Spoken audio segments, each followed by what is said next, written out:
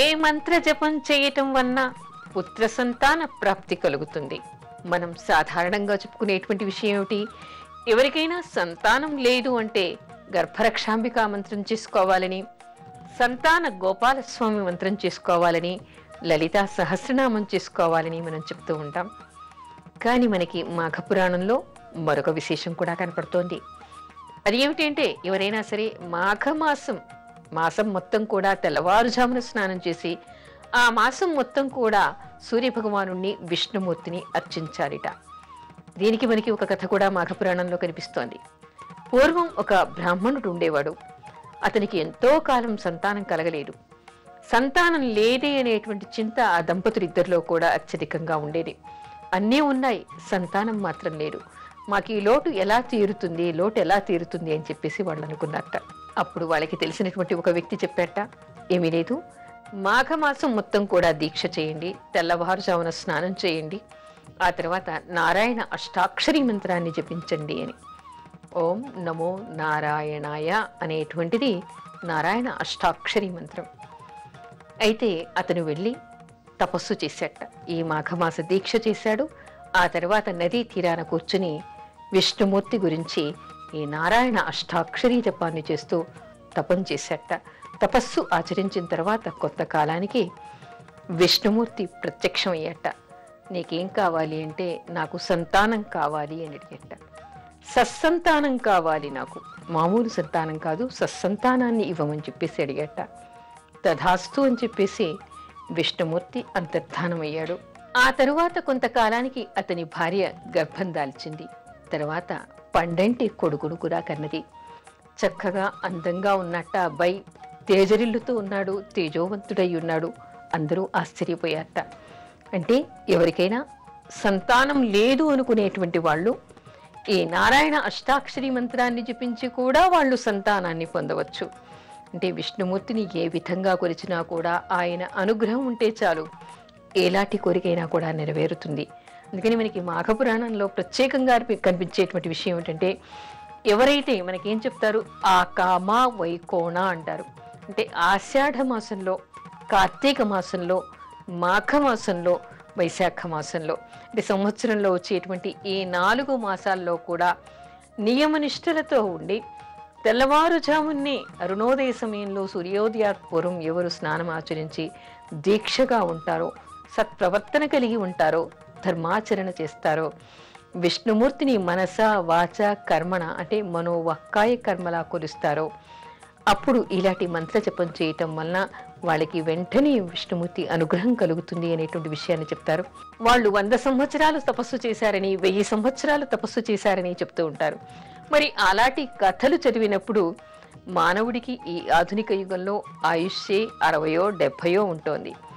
మధ్యకాలం వచ్చిన తర్వాత సంతానం కోసం అని చెప్పేసి వాళ్ళు అన్ని వేల సంవత్సరాలు తపస్సు చేసేటువంటి అవకాశం లేదు కదా అనేటువంటి సందేహాలు కూడా అందరికీ కలగవచ్చు.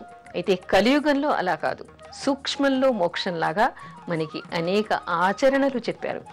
వాటిలో ముఖ్యంగా ఏమిటి, మాఘమాస దీక్ష చేయటం, కార్తీక మాస దీక్ష చేయడం, ఆషాఢ మాసంలో చేయటం, వైశాఖ మాసంలో చేయటం. కేవలం చేయాల్సిందేమీ లేదు, ధర్మంగా ఉండడం, తప్పు పనులు చేయకపోవడం, ప్రకృతి విరుద్ధంగా నడుచుకోకపోవడం, సమాజానికి మన వలన ఎలాంటి కష్ట నష్టాలు లేకుండా ఉండటం, ఇలాంటి ధర్మాచరణ చేస్తూ ఈ మాసాల్లో తెల్లవారుజామున స్నానం చేసి ఎవరు విష్ణు నామాన్ని అర్చిస్తారో, తపస్సులాగా వాళ్ళు ఆ నామాన్ని జపిస్తూ ఉంటారో తప్పనిసరిగా వాళ్ళకి విష్ణుమూర్తి అనుగ్రహం కలుగుతుందని, సత్సంతాన ప్రాప్తి కలుగుతుందని చెప్పేసి మనకి మాఘపురాణాల్లో తెలుస్తోంది. అందుకని ఈ రోజుల్లో తపస్సు అంటే 1000 సంవత్సరాలు అక్కర్లేదు. ధర్మాచరణ చేస్తూ ఈ 4 నెలలు కూడా వాళ్ళు దీక్షను పూని ఈ జపం, అష్టాక్షరి మంత్ర జపాన్ని చేయటం వలన సత్సంతానాన్ని వాళ్ళు పొందవచ్చు. శివకేశవులని భేదభావంతో చూసే వాళ్ళకి ఎలాంటి దోషం వస్తుంది? సమాజంలో మనకి అనేక రకాల మంది కనిపిస్తూ ఉంటారు, అనేక రకాల కోణాల్లో వాళ్ళు ఆలోచిస్తూ ఉంటారు. అయితే కేవలం విష్ణుమూర్తినే కొలిచే వాళ్ళు కొంతమంది, లేదు శివుణ్ణి మాత్రమే కొలుస్తాం అనేటువంటి వాళ్ళు కొంతమంది. వాళ్ళకి ఇష్టమైనటువంటి దైవాన్ని ఎవరైనా కొలవచ్చు.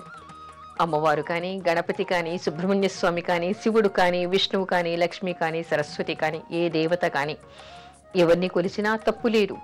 ఎవరినైనా కొలవచ్చు, ఎవరినైనా పూజించవచ్చు. కానీ ఈ దేవతను పూజిస్తూ మరో దేవతను పూజించకూడదు అనేటువంటి నియమం పెట్టుకునే వాళ్ళకి మాత్రం ఇలాంటి దోషం వస్తుంది.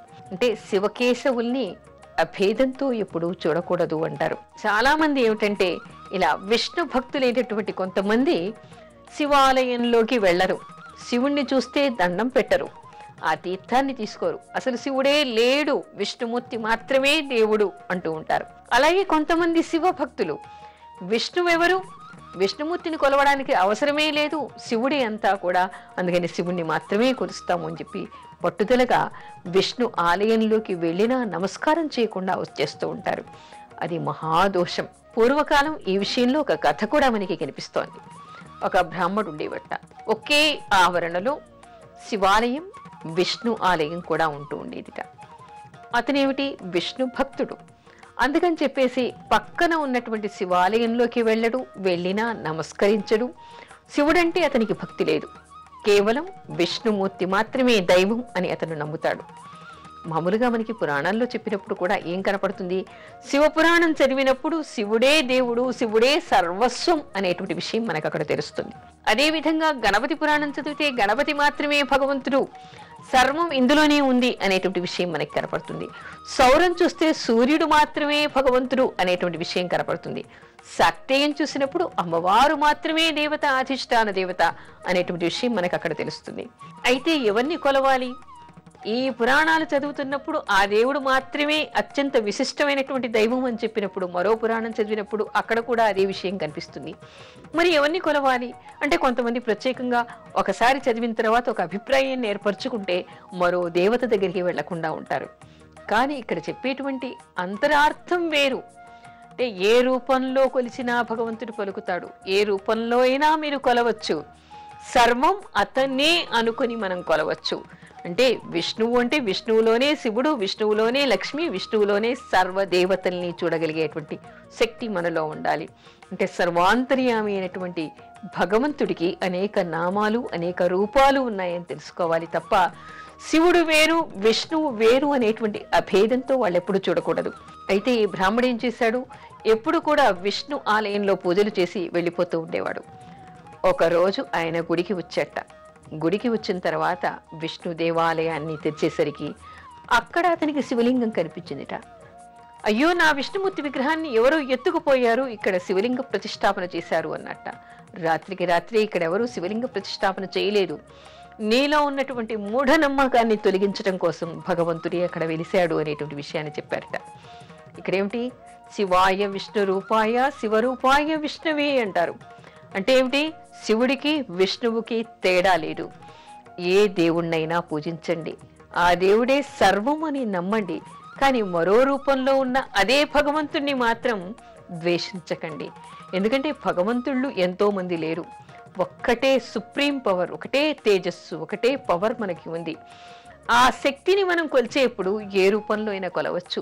అయితే 10 రూపాల్లో మనం కొలవటానికి, 10 రూపాల్లో మనం ధ్యానించటానికి మన మనస్సు నిమగ్నం కాదు కాబట్టి ఒక రూపాన్ని మనం ధ్యానం చేసుకోవడానికి పెట్టుకుని ఆ రూపాన్ని మాత్రమే తదేక దృష్టితో మనం ధ్యానిస్తూ ఉండాలి.